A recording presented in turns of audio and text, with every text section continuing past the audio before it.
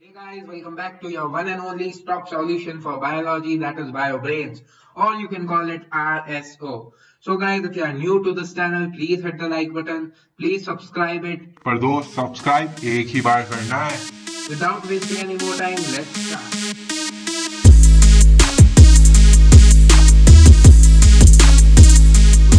Gymnosperm gymnosperm में बहुत ही important चीज ये है दोस्त कि जिम्नोस्पर्म, जिम्नोस मींस नेकेड और स्पर्मा means seed.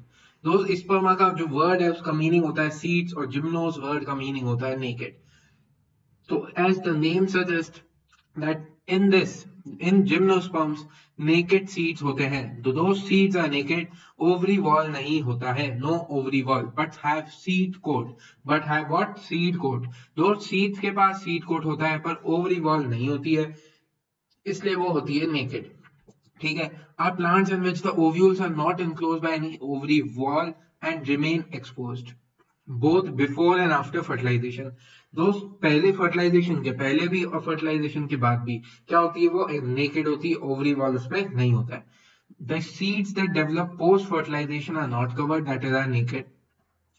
The gymnosperms include medium sized trees होते हैं, tall trees होते हैं, shrubs होते हैं, पर दोस्त herbs की बात नहीं करती है NCERT, that is herbs gymnosperms में नहीं आते हैं. One of the gymnosperms is giant redwood tree sequoia. Redwood tree दोस्त giant है, कौन सा बोल रहे हैं, giant redwood tree sequoia होता है, one of the tallest tree species जो है. The roots are generally tap roots. Roots in some genera have fungal association in the form of mycorrhiza, that is pinus. बहुत important है दोस्त, Pinus में mycorrhiza होता है, ऑब्लिगेट होता है दोस्त, ऑब्लिगेट रिलेशनशिप है, बिना माइकोराइजा के पाइनस में ग्रोथ नहीं हो पाती है. और the roots are generally tap roots. Roots कैसी दोस्त, जनरली कैसी होती है, रूट्स टैप रूट्स होती है.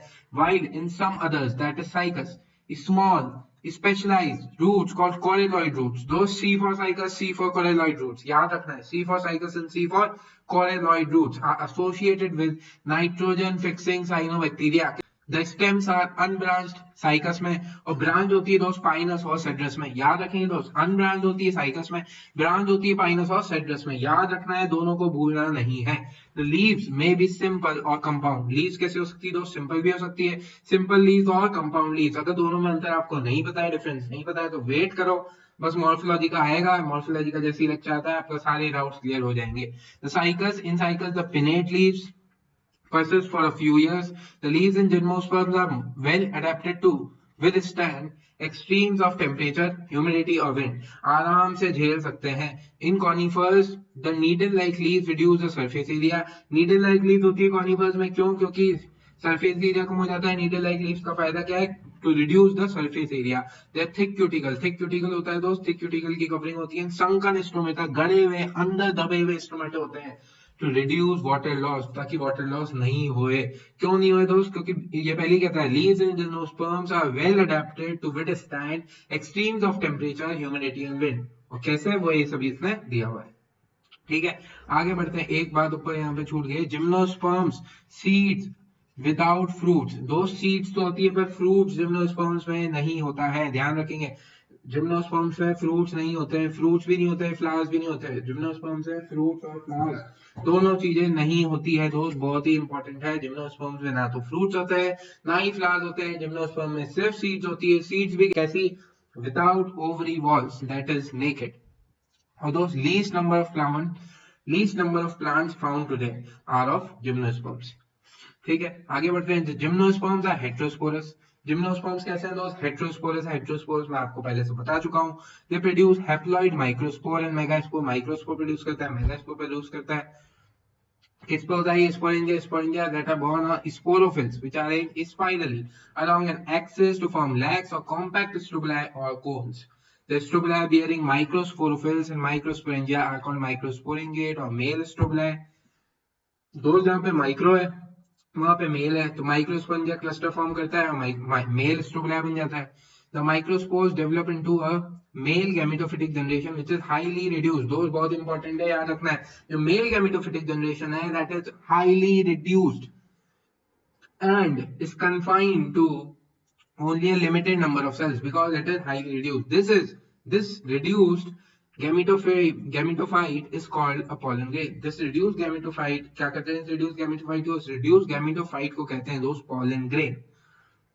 The cones bearing megasporophylls, with ovules are megasporangia are called megasporangiate और फीमेल स्ट्रोबिला. ठीक है, बहुत ही सिंपल है. तो स्पाइनस जो है ये होता है मोनोशियस. वाई? बिकॉज मेल और फीमेल कोन्स और strobila may be borne on the same tree.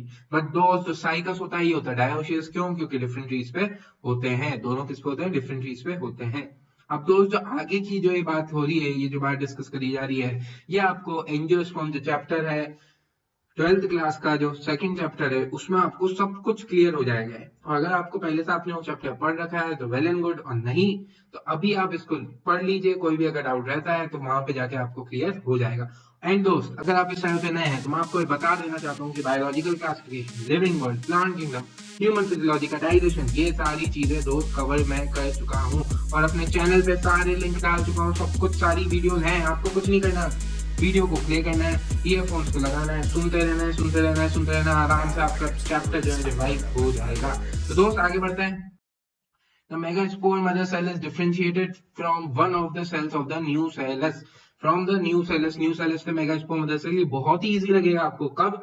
जब आप एंजियोस्पर्म चैप्टर जो कि 12th क्लास का है वह पढ़ चुके होंगे. पर नहीं तो भी अभी आप इसको आराम से पढ़ सकते हैं, कोई भी आपको दिक्कत नहीं आएगी. आप बस इसको एज इंफॉर्मेशन ग्रैब कर लीजिए कि megaspore mother cell is differentiated from one of the cells of the nucellus. The nucellus is protected by envelopes and the composite structure is called an ovule. composite structure को क्या बोल देते हैं दोस्त? ovule. क्योंकि न्यूसेलस के बाद protected envelopes बना लिए उसको बोल दिया दोस्त ovule. ovules are born on megasporophylls. megasporophylls है फीमेल का पार्ट. ठीक है, which may be clustered to form the female cones. बहुत ही आसान है. the megaspore mother cell divides meiotically to form meiosis हो रहा है तो कितना है? 4 मेगास्पोर. मेगास्पोर मदर सेल में मियोसिस होगा. कितने बनेंगे दोस्त? 4 मेगास्पोर बन जाएंगे. One of the megaspores enclosed within the megasporangium develops into a multicellular female gametophyte that bears 2 or more archegonia or female sex organ.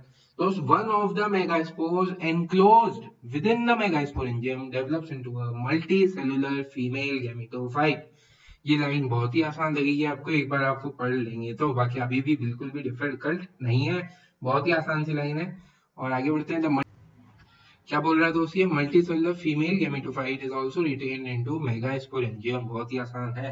Megasporangium में मल्टीसेलुलर फीमेल गैमेटोफाइट रहता है. ठीक है. Unlike bryophytes and pteridophytes, in gymnosperm the male and female gamete do not have an independent free living. मतलब बोल रहा है कि जैसे bryophytes और pteridophytes में गैमेटोफाइट के पास इंडिपेंडेंट फ्री लिविंग होती है, वैसे यहाँ नहीं होती. तो दोस्त वही बात, pteridophytes में अपन कहाँ देखते हैं इंडिपेंडेंट है गैमेटोफाइट? कहाँ देखते हैं? होमोस्पोरस में. हेट्रोस्पोरस में क्या होता है? हेट्रोस्पोरस में तो गैमेटोफाइट डिपेंड होता है किस पे? स्पोरोफाइट पे. ठीक है. They remain within the sporangia retained on the sporophytes. ठीक है. एयर करंट से होते हैं pollen grain distribute. सही बात है. pollen ट्यूब ले जाती है मेल गैमेट को, ये भी सही बात है. और बोल रहा है these seeds are not covered. ठीक है, पहले भी अपन डिस्कस को कर चुके हैं कि सीड जो है वो कवर नहीं होती है. सीड के पास सीड कोट होता है क्या? जी हाँ, होता है. सीड के पास वॉल होती है क्या? ओवरी वॉल होती है क्या? नहीं साहब, नहीं होती है. ओवरी वॉल नहीं होती है, सीड कोट होता है. ठीक है. अब दोस्त एक जो डिफरेंस है छोटा सा वो देखते हैं. जिम्नोस्पर्म्स और एंजियोस्पर्म्स में जो मेजर डिफरेंस है दोस्त वो अपन एक बार देख लेते हैं. जिम्नोस्पर्म्स में ओव्यूल जो है वो यूनिटेगमिक होता है. एंजियोस्पर्म्स में वही ओव्यूल जो है वो बाइटेगमिक होता है. Endosperm develops from female gametophyte. Before fertilization ही एंडोस्पर्म डेवलप हो जाता है. किसमें दोस्त? एंडोस्पर्म डेवलप होता है जिम्नोस्पर्म में. जिम्नोस्पर्म में जो एंडोस्पर्म है वो बिफोर फर्टिलाइजेशन डेवलप होता है, बट एंजियोस्पर्म में आफ्टर फर्टिलाइजेशन डेवलप होता है. ठीक है. तो ये लाइन बहुत ही इंपॉर्टेंट है. अब ये जो एंजियोस्पर्म है इसको अभी अपन एक बार देख लेंगे अगले लेक्चर में. बाकी तो अपन उसको वहीं देखेंगे. 12th क्लास के सेकंड चैप्टर में एंजियोस्पर्म को पूरा डिटेल में कवर किया जाएगा. सब कुछ आपको दिया जाएगा. जितना भी बड़ी बड़ी कोचिंगों में डिस्ट्रीब्यूट हो रहा है, जितने भी दीदी भैया सब कुछ आपको जो भी बता रहे हैं यूट्यूब पे, वो सारी इंफॉर्मेशन सबको इकट्ठा करके सब कुछ आपको दिया जाएगा. सब कुछ आपको प्रोवाइड किया जाएगा.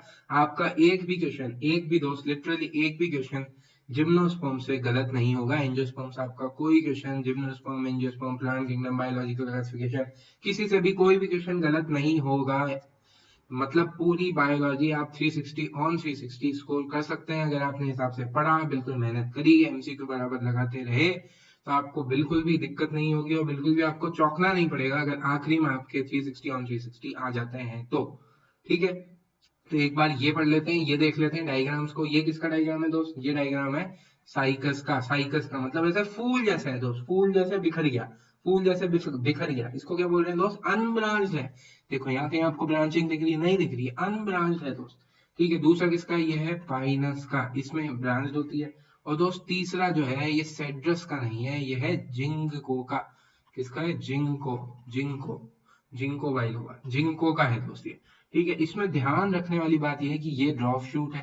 देखो ये ड्रॉप शूट है, ये जो बड़ी सी है ये लॉन्ग शूट है। यहां तक सब सही है, यहां तक कोई दिक्कत नहीं है। दिक्कत ये है कि इसको आप फ्रूट्स नहीं बोलिएगा। इसको फ्रूट्स बोलोगे तो सब कुछ खत्म, बाय टाटा। नहीं नहीं दोस्त, इसको फ्रूट्स नहीं, इसको बोलेंगे सीड्स। ये सीड्स है दोस्त, ये फ्रूट्स नहीं है। ये गलती आपको नहीं करनी है। जब भी ये लेबलिंग के लिए आएगा आपसे गलती होगी, आप इसको फ्रूट्स बोलोगे। नहीं दोस्त, फ्रूट्स, फ्लावर्स, ऐसी कोई चीज जिम्नोस्पर्म्स में एग्जिस्ट नहीं करती, ओनली सीड्स एग्जिस्ट करती है। इसलिए आपको इसको सीड ही बताना है, अभी से याद रख लीजिए। ठीक है, तो अब यहाँ पे अपना पूरा जिम्नोस्पर्म कवर हो जाता है, सब कुछ खत्म हो जाता है। ठीक है, स्टार्ट करेंगे नेक्स्ट लेक्चर से या तो एंजियोस्पर्म और वो जो प्लांट की जो ऑल्टरनेशन और जनरेशन वो सब है, वो सब आपको कवर करवा दिया जाएगा नेक्स्ट लेक्चर में। ठीक है, तब तक के लिए आप बायो को रिवाइज करिए। फिजिक्स और केमिस्ट्री पे कम से कम टाइम मत दीजिए दोस्त, फिजिक्स और केमिस्ट्री को टाइम दीजिए, बायो पे कम से कम टाइम दीजिए। बिल्कुल बायो को ऐसे ही रिवाइज करना है जैसे मैं करवा रहा हूँ, ऐसे ही आपके दोस्त 360 ऑन 360 आ सकते हैं। तो ठीक है, मिलते हैं अगले लेक्चर में alternation of generation and angiosperms के साथ। Till then goodbye, and सुनो सब्सक्राइब कर लेना यार।